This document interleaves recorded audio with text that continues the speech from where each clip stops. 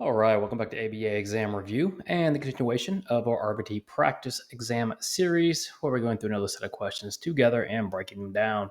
If you're new to the channel, welcome. If you're returning, welcome back. Please like and subscribe. Check out btexamreview.com for all of our study materials. When you pass your exam, let us know so we can include you in the Sunday shout out. Work hard, study hard. Let's get going. Kenny is collecting data on a client's vocal imitation. Kenny sets a timer for 10 seconds. If the client imitates the word within 3 seconds of the model, Kenny marks a plus. If the client takes longer than 3 seconds or doesn't respond, Kenny marks a minus. Kenny is primarily measuring which dimension of behavior. So we're starting with the measurement question, and we always want to know, what are we measuring?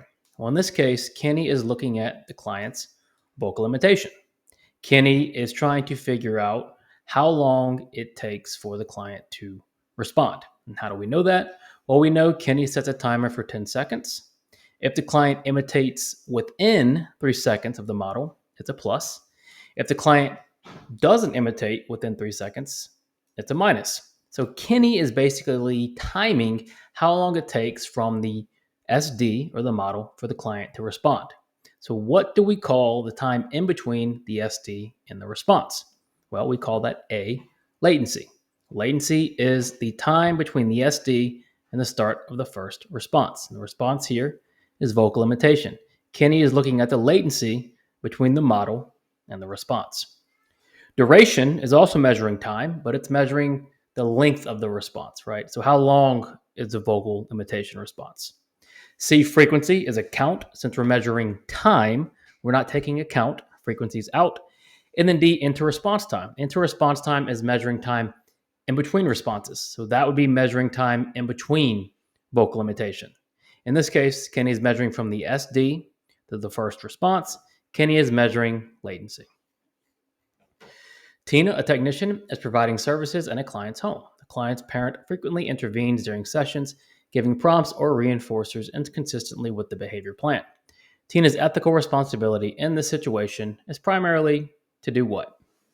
Now, this could be a big problem for an RBT in a home setting, because even though we are in the client's home, and we've got to be respectful of that, we're still there to do a job, and we have to follow the plan as written. If we have a situation where the client's parents are intervening during sessions and they're providing prompts and reinforcers that don't go with the behavior plan, well, not only is that disruptive, but that could lead to further issues down the line. What if they're reinforcing the wrong thing? So as the behavior technician, what is going to be your ethical responsibility or Tina's ethical responsibility in this situation? A, ignore the parents' interference to maintain the flow of the session. Well, that's just not possible, right? We can't just ignore the parents and hope they go away. They're part of the environment. We've got to do something about that because they could be causing issues with this reinforcement. B, calmly and professionally explain the plan to the parent, the behavior plan, then discuss with the supervising behavior analyst. Now, we're not necessarily training them, right? Because as the technician, you can't train them. But what you can do is be very professional and explain to them how the plan is supposed to work and why we aren't reinforcing certain behaviors. Now, if they continue to push back, then obviously you're going to want to stop and contact the supervisor immediately. But there's nothing wrong, as long as we're not attempting to train them, to explain to them, this is the reason I'm reinforcing this behavior. Here's the problem. But you still always want to discuss with your supervisor. So B looks pretty good. C, immediately terminate the session and refuse to work with the parent present. Well, you can't just terminate the session on your own. That's not your call, right? And again, it's part of the environment. We're going to have to deal with this. D, modify the behavior plan on the spot to accommodate the parent's preferred methods. Absolutely not, right? Because as a technician, you should never be modifying any plan on your own. So the best answer, even though sometimes we might not be in the position to explain the behavior plan, but given our options, B is going to be the best option here. A teenager typically loves playing basketball in the driveway after school. Today, they've just finished a 2-hour basketball practice at school and show no interest in playing. Which term best describes the change in the value of basketball as a reinforcer?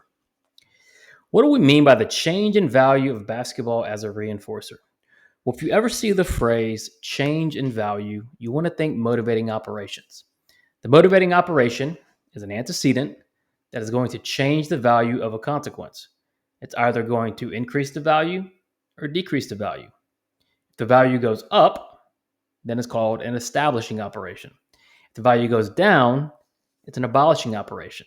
In this case, if the teenager gets to play basketball in the driveway after school, and that's reinforcing for them, they love doing it. But when they have a 2 hour basketball practice at school and no longer have interest, well, what's happened? Well, the motivation to play basketball has gone down.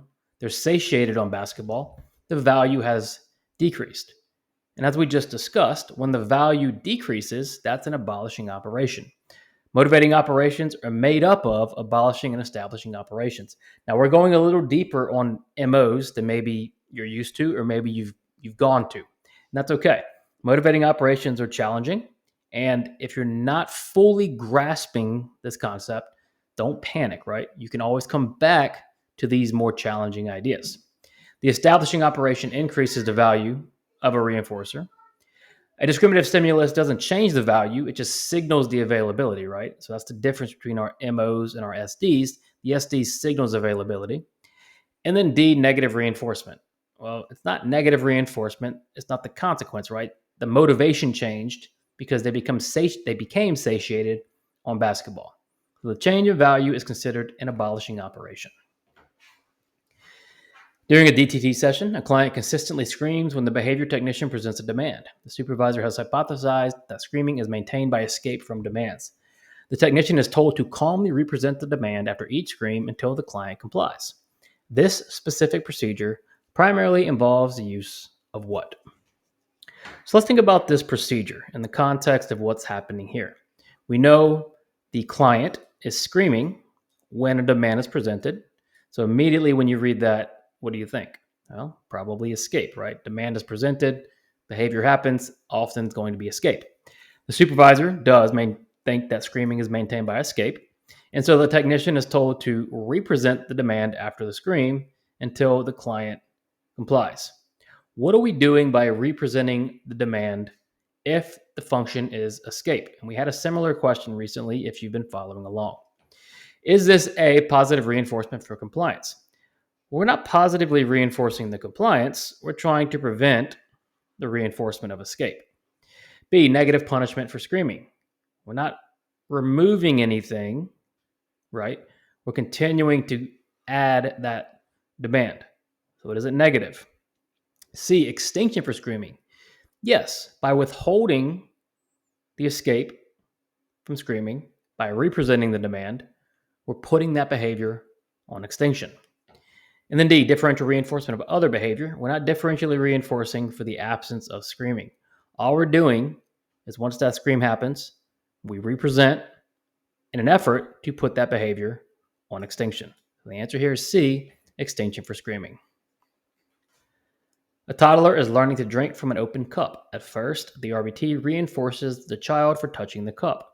Then, reinforcement is given only when the child lifts it to their lips. And finally, only when they take a sip without spilling. Which principle is being used to increase the complexity of the skill over time? Okay, let's think about this. Pretty straightforward, right?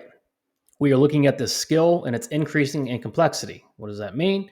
Well, the skill is learning to drink, right? And the first step is touching cup, and then lifting to lips, and finally taking a sip. So we're building on these building blocks on and on and on until we can get to taking a sip. Now, what's another way to think about touching the cup, lifting their lips, and these steps towards taking a sip? Well, we can call that approximations. These are approximations of behavior as we move towards that final terminal behavior. And when we're reinforcing approximations towards the final behavior, what do we call that? A, chaining. Well, with chaining, we are taking a task analysis, creating a chain, and then using a chaining strategy. We're not necessarily using a chaining strategy here. And if we are, it isn't specified. Because what we're doing actually is stopping at each step, right? We're not reinforcing until they touch the cup. And then only when they take a sip, right? And so what we're doing is shaping. We're shaping by reinforcing these approximations as we get closer to that final behavior. Are we fading out stimulus? Are we fading out prompts or reinforcement? Unclear. It still seems we're giving out reinforcement for the behavior, just different behaviors. And then D, prompt dependency. Well, we're not using prompt dependencies to teach that skill, of course. What we're using here is shaping, reinforcing approximations of behavior as we reach a terminal behavior. Thanks for watching. Check out btexamreview.com for all of our study materials. When you pass, let us know so we can include you in the Sunday shout out. Work hard, study hard. We'll see you soon.